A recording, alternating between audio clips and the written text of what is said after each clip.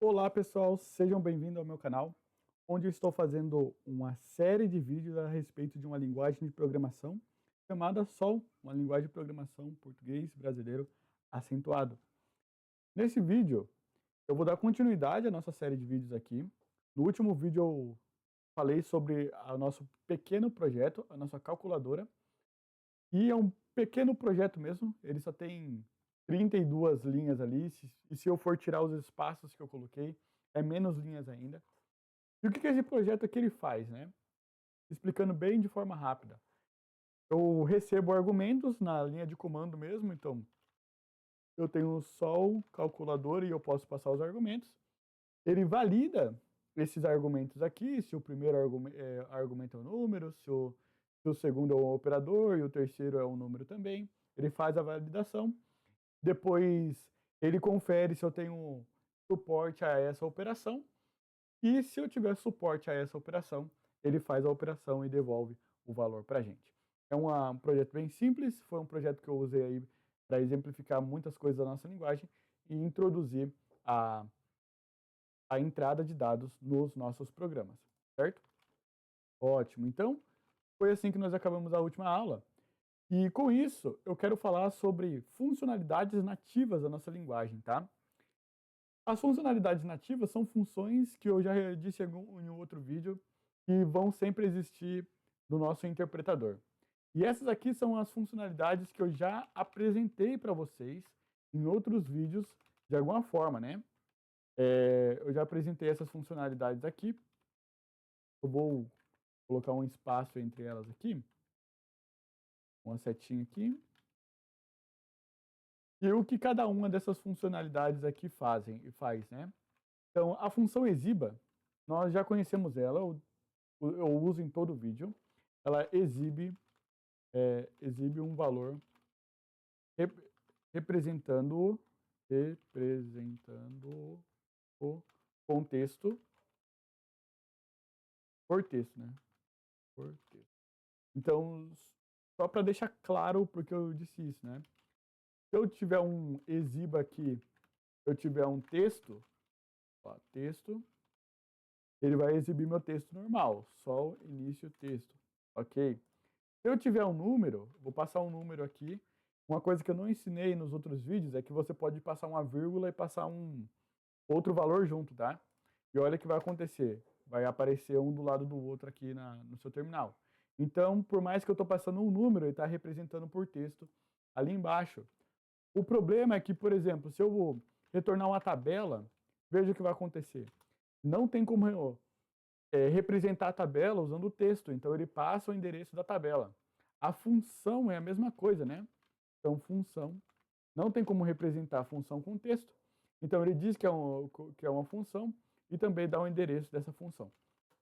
Então, aqui, nesse caso, ele só vai exibir valores representando eles por texto. Pode ser expressões também, se você quiser colocar uma expressão matemática aqui, não tem problema, você pode colocar e vai responder o seu 4 ali, que 2 mais 2 é 4, tá bom? Então, nós já vimos essa funcionalidade aqui, eu já mostrei ela de diversas vezes, eu sempre uso nos nossos projetos. A próxima é obtenha tipo, que bem intuitiva, né? Você põe um valor aqui dentro no seu argumento, no seu parâmetro, e ele vai retornar o tipo. Algo que é muito importante, que ele só retorna o tipo, tá? Ele não exibe. Para você exibir, você precisa usar a função exiba. Então, ele retorna tipo do valor ou expressão passada por argumento, tá? Obtenha pares. Obtenha pares eu trabalhei bastante quando eu estava falando sobre iteração e tabelas, né? Então, você vai acabar sempre usando quando você trabalha com chave e valor nas suas iterações. E aí você vai ter obtenha pares. Obtenha pares. Só que esse obtenha pares, e vamos passar aqui minha tabela. Na verdade, vou passar aqui logo, é só para dicionário, né? Dicionário, ou mapa, ou objeto, né? Dependendo de como você está aprendendo aí outra linguagem. É o seguinte, para usar o obtenha pares, você precisa aqui de um dicionário, vou colocar aqui, dicionário. Aí eu vou colocar exiba e eu vou colocar o significado de exiba aqui, né? E aí eu imprimo igual isso aqui. Aí eu vou exibir a minha chave.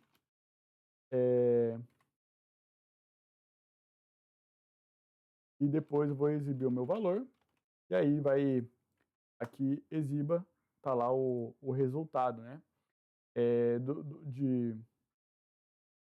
Tá mostrando aqui exiba, que é a chave, e valor, que é o conteúdo. E eu poderia fazer isso com todas as minhas funcionalidades nativas. Ele é diferente do obtenha pares indexados, né? Esse aqui, então, só deixa eu colocar aqui, devolve chave e valor de tabelas que são usadas como dicionários, né? É o que o obtenha pares faz. O obtenha pares indexados, ele devolve índice, não devolve chave, ele devolve índice e valor de tabelas que são usadas como lista, né? Então, se eu tenho uma lista aqui de frutas, vamos criar aqui nossas frutas aqui. Aí eu tenho minha lista de fruta, banana, maçã,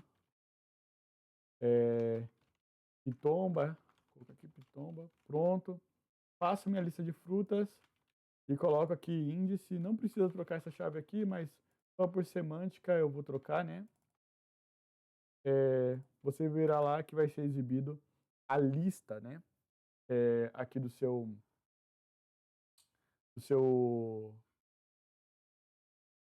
da sua iteração. Está com esse espaço aqui embaixo porque eu não estou usando o operador de concatenação, né? Se eu usar o operador de concatenação, ele vai juntar o texto, vai deixar mais formatadinho. Ficou com aquele espaço grande porque eu estava usando vírgulas, tá? A vírgula não concatena o texto. Ela só faz uma exibição em sequência, mas o operador de concatenação concatena o texto, tá bom? Então temos aí já nossos obtenha pares e pares indexados. E aqui converta para número e converta para texto. É bem simples, né? Converte um valor que pode ser representado em texto para número. E aqui é o contrário, né? Aqui de número para texto.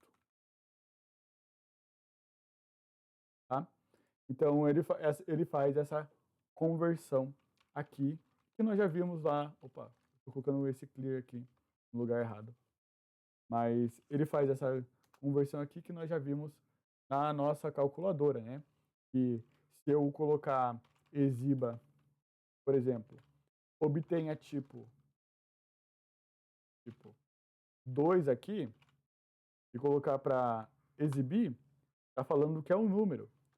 Mas se eu colocar converta para texto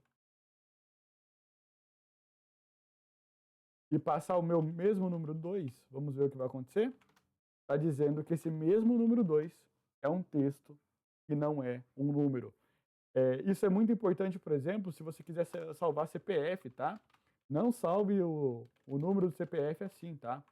Salve o número do CPF como texto, porque se der algum problema um dia e tem um final X no CPF, o X não é um número, e esse tracinho aqui também não é, né? Depende da forma que você vai salvar aí no seu programa. Então, número de RG, número de CPF, CNPJ, qualquer coisa, não salve como número, salve como texto, tá bom? E aí você consegue converter o número para texto e texto para número, caso for necessário.